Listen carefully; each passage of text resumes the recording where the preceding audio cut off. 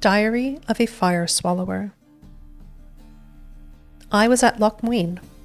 That's right, the summit of summits itself.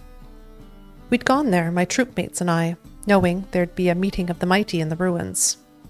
You see, whenever big shots gather to chew some particularly gristly fat, there's coin to be had for performing men like us. Tired jaws need to relax with some laughing and indulging in other sorts of simple delights. I learned this as a lad from my old man, who'd drag me around to juggle outside courts and conventions all over the continent. And so now, plying my own trade as a fire swallower, I told the lads up soon as I caught word of what was brewing in Loch Muine, and we turned our wagons that-a-way at once.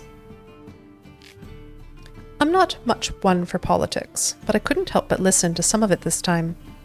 You see, we Temerians had just lost our king, and our future was to be decided at that very summit, with John Natalis representing our side of the matter.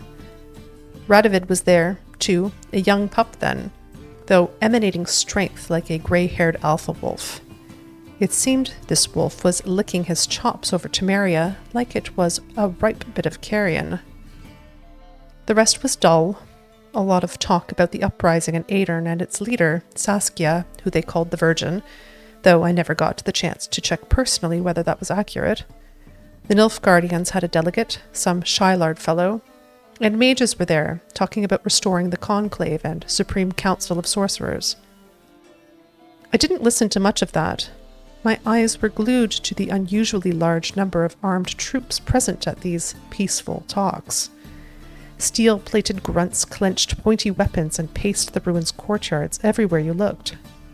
Radovid had even brought the knightly Order of the Flaming Rose, those arrogant pricks ready to bash anyone who doesn't think the same as them.